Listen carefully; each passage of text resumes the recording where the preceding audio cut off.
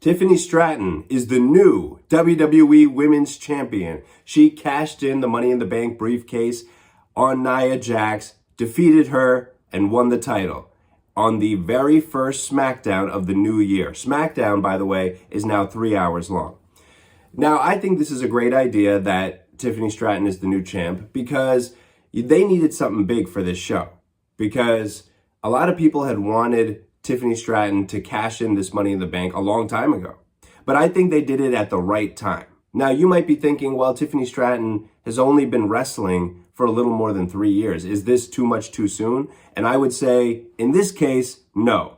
Because Tiffany Stratton, obviously an incredible athlete even before she started professional wrestling. But when she was in NXT, she was a huge star. When she came to the main roster, she fit in right away. It wasn't like there was this big gap in skill level between her and everybody else. She was awesome right from the beginning, pretty much. And as the year went on last year, she became more and more popular. Fans started getting behind her, which was a little strange because remember, she's a heel. She was aligned with Nia Jax for most of the year. And she proved herself early on last year when she was in a match against Bayley and Naomi. It was at a PLE. It was when Bayley was the champion. And when I saw her performance in that triple threat match, I was like, okay, I can believe her as women's champion because it was a really good match. And it's hard to have a really good triple threat match, but Bayley, Naomi, and Tiffany pulled it off. And Tiffany did an outstanding job. So as the year went on, people started cheering her more and more and more, wanting her to turn on Nia Jax. They wanted the WWE to pull the trigger, but WWE didn't. And I think that was the right decision because you don't want to hand it to her too early because there's no reason. You can have Nia Jax be champion, let her be dominant for at least a little while. Nia won the title at SummerSlam by beating Bayley, thanks to a little bit of help from Tiffany Stratton, by the way. Now, I always knew that at some point this year, Tiffany Stratton was going to become women's champion because the fans were so behind her, especially over the past month or two. Like, they've been cheering her so loudly whenever she teases cashing in.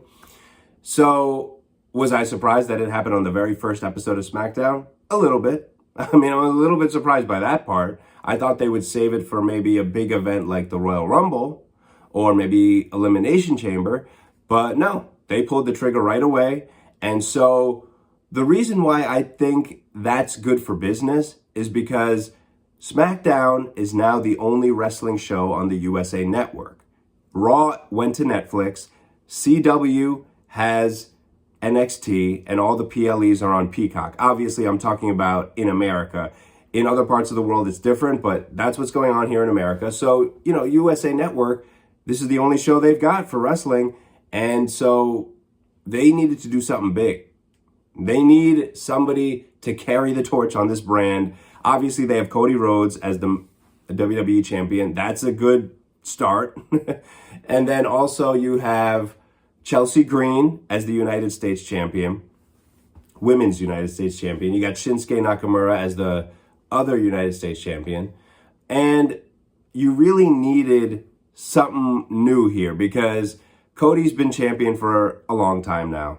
Chelsea Green just won the title. So that was a good move too, by the way. The only other really remarkable performer in the WWE women's division over the past couple of months has been Chelsea Green, outside of Tiffany Stratton. And when I say remarkable, I mean they're standing out. Obviously, there's a lot of talented women in the WWE women's division. You got Bayley, Bianca Belair, Michin. There's a lot of people doing a lot of good work. Naomi. But nobody's really standing out except for Chelsea and now Tiffany. They're the ones who the fans are really, really behind, and they wanted these two to become champions. And Chelsea obviously is the very first United States champion. Now Tiffany's got the belt. And also, remember, casual viewers who are just flipping through the channels, if they see Tiffany with that belt, they might stick around and watch, obviously for superficial, shallow reasons. But hey, that's how television works. I mean, generally people watch good-looking people. I mean, it's been proven time and time again, and wrestling journalists will tell you the same thing. I mean, what you look like, unfortunately, it does matter when you're on television. Take a look at NXT. Do you think it's any mistake why there's so many beautiful women on that show? No, there's no mistake. They put pretty much all of, well, I shouldn't say all of, but like that show is stacked with beautiful women. And take a look at the camera angles they use whenever they're filming a women's match on NXT. Look at the shots they're taking, the camera shots. And you tell me what they're doing. They know what they're doing. They know what they're doing. They're trying to get viewers and they're trying to get people to stay and watch. I mean, that's the name of the game.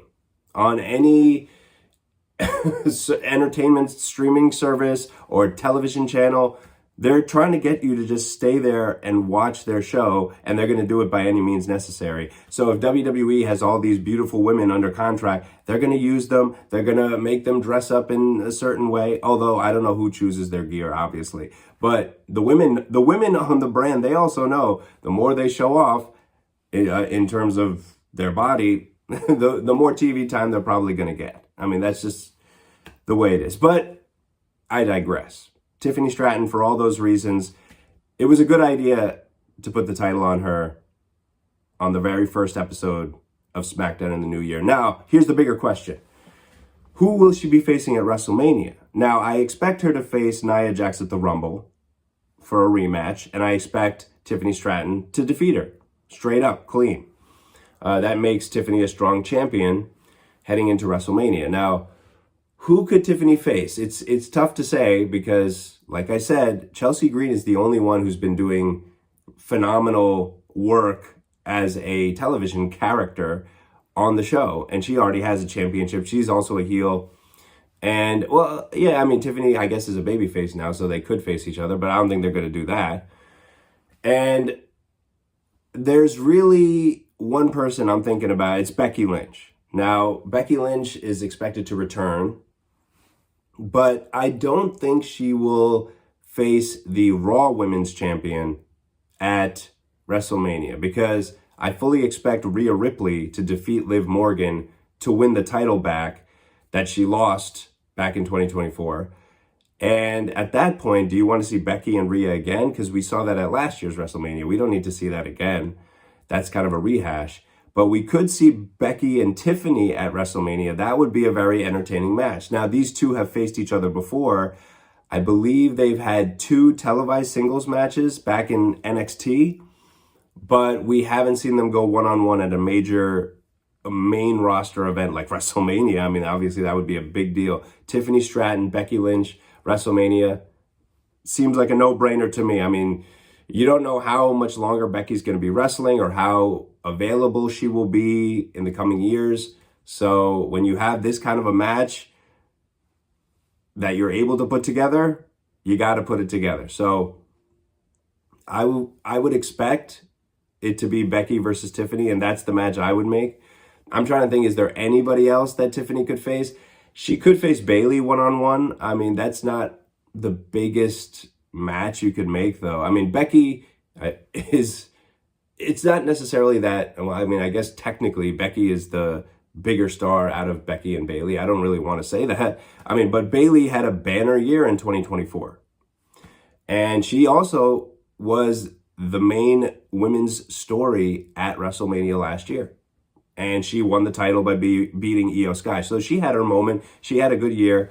But I really think Becky versus Tiffany is a match people would like to see instead of Tiffany versus Bayley, because Tiffany and Bayley actually were feuding throughout last year. Is Bianca Belair a good choice for Tiffany to face?